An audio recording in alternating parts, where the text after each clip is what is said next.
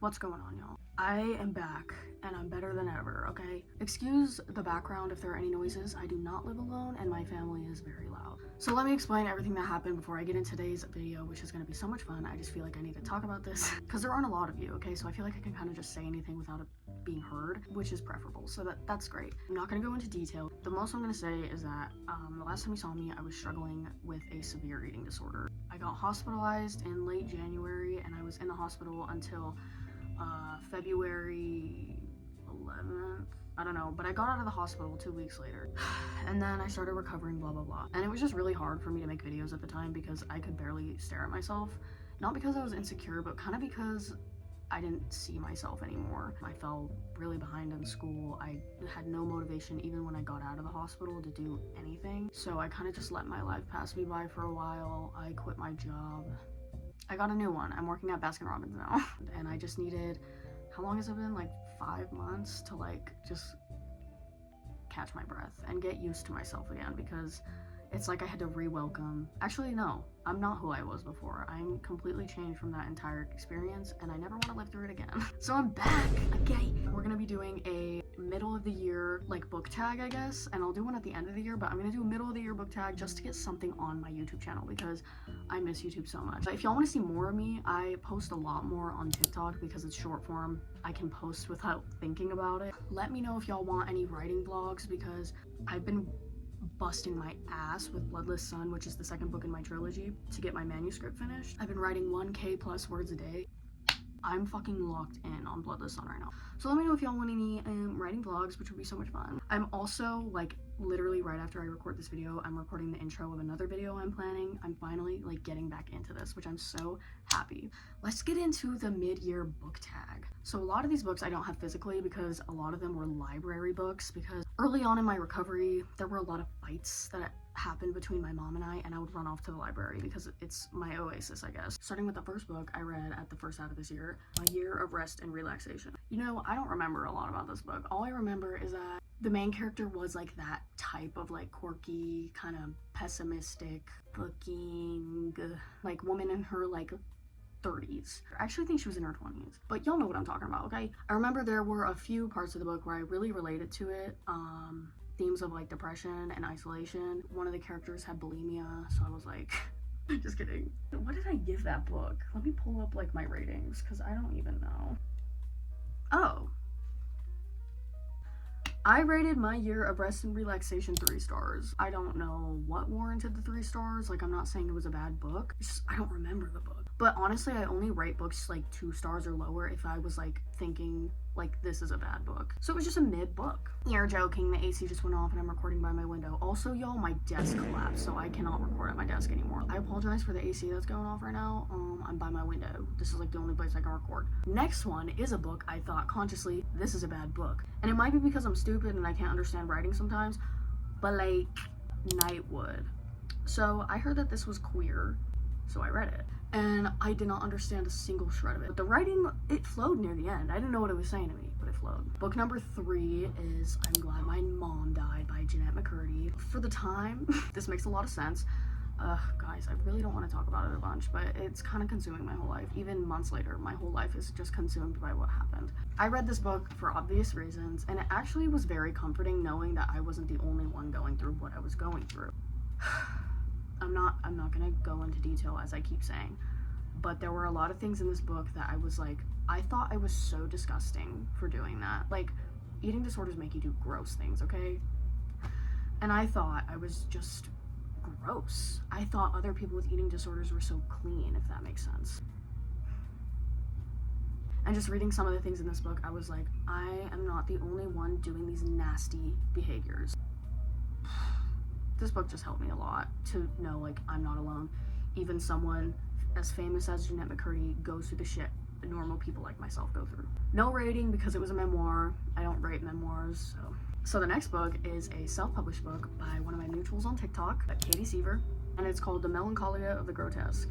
This had the essence of a classic. You could tell that The author reads classics a lot and takes a lot of inspiration from especially like the gothic lit side of classics. I read this in the hospital and I annotated it because I had nothing better to do in the hospital. I had my phone, but I didn't want to go on my phone because it was like the world was moving and my phone just reminded me that everyone else's lives were moving and mine was not. So I stayed off my phone in the hospital. Dear God. Okay. I remember there was a line in here. I'm not gonna find it because I'm just lazy. I'm sorry, guys. There was a line in here that brought me to tears, and it was just like, it's like kind of, as the title suggests, a grotesque book. There's a lot of gore in this book, but it was oddly comforting when I was in such a horrible place to like, it was almost as if I was visiting my mind, but in a book. Like I was going to my mind, but it was beautiful and it was written nicely. If you want to check out a self-published author, I highly recommend this book because it's short. It's a collection of short stories. It's a great book, to be honest. Next one, don't make fun of me. I was in the hospital and I needed comfort. So I asked my sister to bring me my own book. This is my book, Blackened. And when I was in the hospital, all I wanted to do was just read my book. Yeah, I did have like my document on my phone and I also did have my laptop. So I could have just like went into the document and read it. But I wanted like to hold my book. Like I just wanted to have my book with me. So I did read my book in the hospital. I also showed all the nurses my book and I was like, look, I'm a writer, I wrote a book. I was kind of popular because of this, you know, like the nurses would bring me into my room or they would come in to unlock the bathroom and all that. They would see my book, they were like, oh my gosh, is this your book that everyone's talking about? I was like, yes! They would all like read the back and look at it. One of the nurses, I'll never forget her. She was like, oh my gosh, that's you, that's literally you on the back. I was like, I know. And I'm sure I made a few sales because I had this at the hospital. I have few good memories from the hospital, but this was one of them. Okay, the next book is another library book, The Edge of Sleep. I literally knew nothing about this book when I like checked it out at the library. I just thought the title was cool. So I brought it home, I read it. It was very campy and I feel like a lot of people would really hate this book. So I'm not gonna recommend it, but I gave it 4 stars. It was really funny. The next book was another library book called The Rebel Nun. I posted an excerpt of this book on my Instagram because I was like, wow, that's really good writing. I gave this book 3 stars. I thought the writing was stunning and I really did like the history that it discussed, but like there was nothing notable about it. But I think like for a palate cleanse, this is a really good book. I read it pretty fast. I just loved the writing style that this was written in, and it had very feminist undertones. I love when a book has a good feminist undertone. Okay, next book is another self-published author, and this is Not a Monolith by, hold on, Shantasha Naomi Lang, Poems and Musings of a Black Woman. I tabbed a few things because I just loved like the simple style this was written in. You know, I don't like poems a lot, okay? But this was very easy to understand and read. Can't wait to see what else this author puts out because I loved her writing that much. Another great self-published book if you want to look into reading self-published authors. 4.25 stars. Okay, the next book was a book I read for school.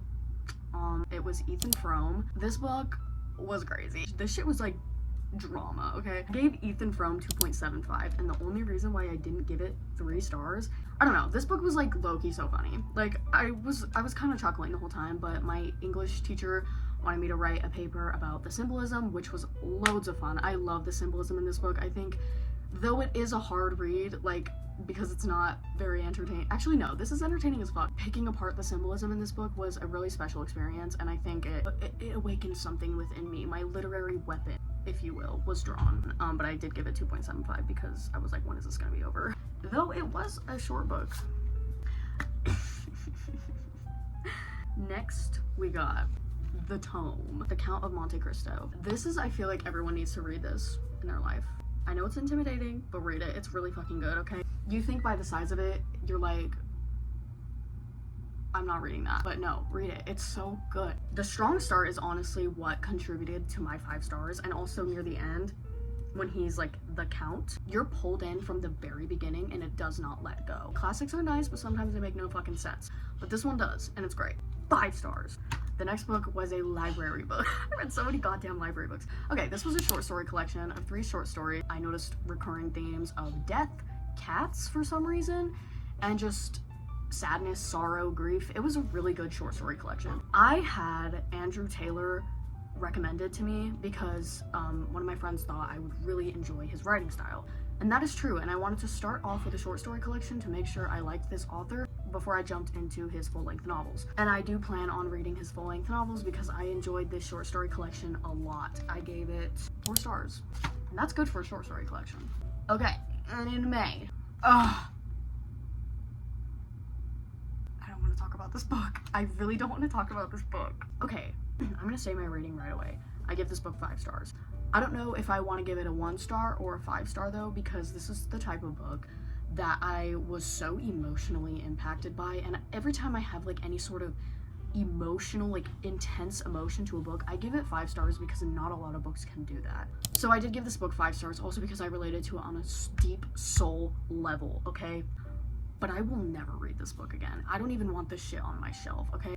This was the first time in my life I have ever been triggered by a book, and I hate that phrase because I don't get triggered. I've been triggered like 3 times in my entire life. It was a toughie to get through, to be honest. In my review, I wrote that this book felt like it just hit me across the face and spat on me. The emotions were so powerful that I couldn't help but give it a 5 star. Loved The Night House, but I will never read it again. The next book I read after Missy died. I finished this book like a week after she died because it kind of just found me while I was still freshly grieving. I still kind of am freshly grieving. It's only been like a month. Did I mention that my cat died at the beginning of this video? I really don't remember. Missy died. She's gone now. And I read If Cats Disappeared from the World. And this book was, I feel like, an amazing exploration of grief. It used cats as a literary device to tell a story about grief. It also used like supernatural themes such as making deals with the devil to tell a story about grief, and I think that's beautiful. I think if you're grieving a person, not just a cat, because in the book the main character is grieving a person, his mother. I think that this book can help you a lot with your grief, and it's very short. I read it in a day and I gave it 4 stars. My foot is going numb. I miss recording in my chair. Next book, I finally finished Words of Radiance by Brandon Sanderson. Now, if y'all have been around for a while, you know that I have been reading this book off and on since August of last year. I fucking loved The Way of Kings. I read The Way of Kings in like 2 weeks. This one took me a while. I'm not sure why. I think it was just like my motivation issues. The reason why I haven't read a lot of books is literally because I was just fucked. For a good like 3 months there, I was just fucked, okay? I guess that's one of the reasons why this took me so long to read. I read like 100 pages in the hospital, put it down for a while, read a few other books, the ones I was just talking about, and then after I finished If Cats Disappeared from the World, I really locked in. I was like, I'm gonna finish this book because I love this book. I love this series. I love the style that these books are written in. When I was reading this book, I had a thought like, this series gives me something that TV does that books don't, and I'm the type to prefer books over TV. And I think it's because they're written in a very episodic style, if that makes sense. The Stormlight Archive is my favorite. Also, what the fuck at the end? I am like so tempted just to like go straight into Oathbringer, skip the novella, go straight into Oathbringer, because what the fuck? Like, why did he do that? Actually, no, I know why he did it. I was waiting for that fool to die, but like at the same time, I'm like, also, Shalon, you're my idol. Moving on, 5 stars, by the way. I don't know if that was obvious. And the book I finished today, June 13th. Yeah. I literally started it this morning and finished it like 2 hours later. Girl Interrupted. Are y'all noticing a theme? I'm going through some shit right now, to be honest. I'm gonna stop talking about my mental health. I don't want that to become my thing, okay? Because it wasn't my thing before because I was very quiet about it. I didn't want anyone to know. And now it's kind of out in the open and I'm like, damn. Everyone knows. I read Girl Interrupted, it got recommended to me. Couldn't tell if this was a memoir or fiction. It might be a combination of both, so I did not read it. The reason why The Night House, going back to that book, the reason why The Night House was so, I guess you could say, triggering for me is because the main character got put into a facility, and just that's a really tough thing for me for some reason. I think I'm more fucked up from the hospital than I am from what my eating disorder put me through. Reading this was tough, whether it be prison or a mental health facility. I just get so angry. I just like relive it. I did not rate this book, but it was really good, and I think the writing was very simple and easy to understand. So I feel like if you struggle with mental health, this book can make you feel a little bit better about yourself. Like, I'm, again, kind of like I'm glad my mom died. I'm not alone. You're not alone. Books can tell you that you're not alone because there are people out there who understand and they write about it. I don't want to talk about this no more. That's all the books I read from January to June. Right now. a lot of 5 stars. I don't think I've ever given this many 5 stars, like, in such a short amount of time.